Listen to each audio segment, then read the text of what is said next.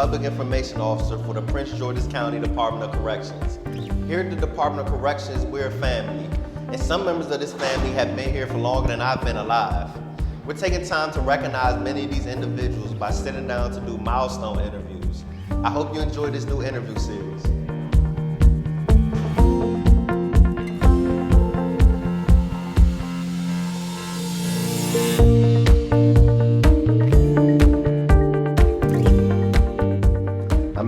Is the Public Information Officer for the Prince George's County Department of Corrections, and I'm here with... I'm Master Sergeant William Hunter, investigator for OPRLA, commonly known, or otherwise known as the Office of Professional Responsibility and Legal Affairs. So we're here for another milestone interview, and this interview is kind of special because you're actually the first sworn officer that we've had for a milestone interview. Okay. So just to start the interview off, can you tell me where you're from? Sure. Well, first of all, thanks for having me. No problem. And I'm from Baltimore, Maryland originally, and I actually grew up more toward the outskirts of Baltimore, toward Baltimore County. Born and raised. Was working in law enforcement or public safety something you thought about growing up? No, not at all. What got you into corrections? At the time, I was actually going to school and working two jobs.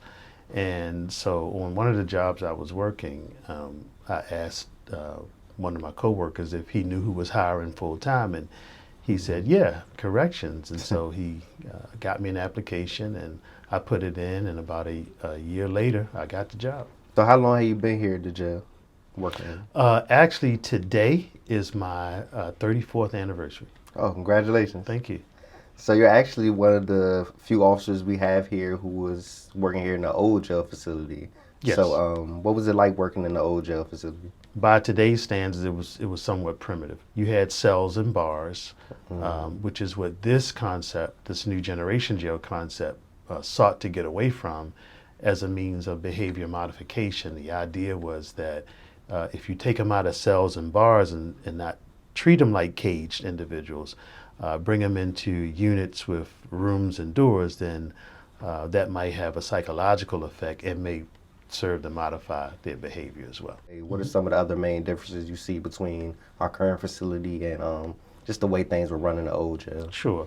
Well, inmate management, of course, was different. So with the bars and cells in the old jail, you also had a separation between the officer and the inmates. The officer was mainly in a booth, and he just basically observed. There was no direct interaction with the inmate, no direct management of them. So before you got into your current role with OPRLA, what are some of the different positions and roles you've held with the Department of Corrections? Well, of course, I started out in security and going to school. Yes. And, well, I did finally finish, and I got a degree in computer and information science. And right about that time, a specialized position opened up in IT. So I was really able to go right into that. And so I worked in IT for the department for about 8 years. Okay.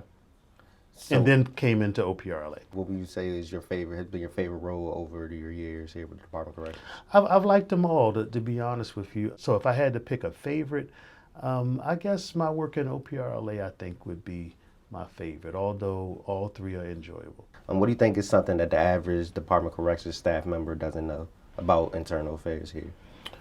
That we're actually here to help. We get no thrill or joy from seeing people disciplined. That's really not, we're not out to railroad anybody, but, we have a job to do, just like they have a job. Has working with the Department of Corrections been what you expected? So in terms of expectations, from the standpoint that the job has been able to allow me to fulfill the things in my life that I would like to accomplish, it's been more than adequate for that.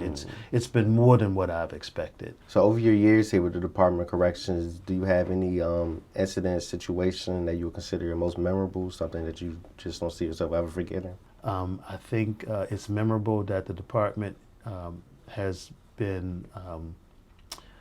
had the foresight enough to embrace changes, to reinvent itself, especially from a technology perspective.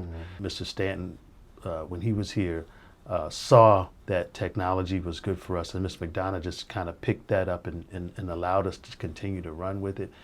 And so I think to me that was memorable. A lot of the technology that comes in to allow us to do our jobs and allow us to do it easier. and more efficiently. So what do you enjoy most about working in corrections? Well, to me, corrections is a profession. When I hear somebody say jail guard, to me, that's very offensive. I think that being able to come in and manage people, provide care, custody, and control, to be in a position to help others, that gives me the most satisfaction. What would you consider the most difficult part about working in corrections? Avoiding incidents, which in some cases can be unavoidable. In this environment, things tend to happen spontaneously sometimes. Just all of a sudden, you don't necessarily see it coming. So you have to be a good decision maker, a good manager.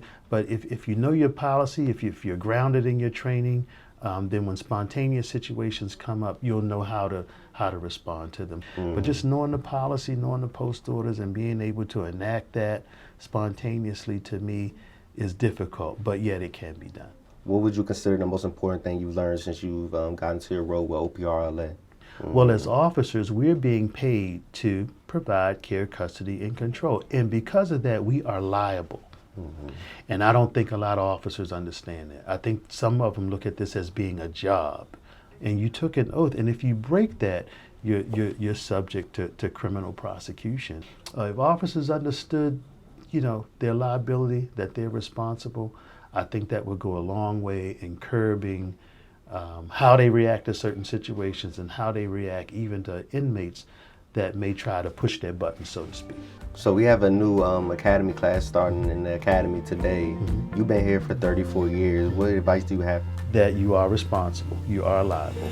So most times when I address academy class, I help them to appreciate their job from that perspective, from that vantage point. I think that will modify their actions going forward and lead them to a long and prosperous career in corrections.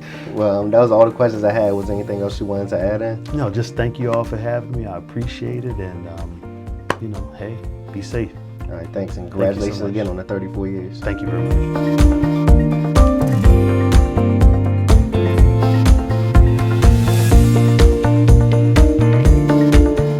I'm gonna go down there to the courtroom today to see if Richardson's here. Did Richardson agree? Yeah. What?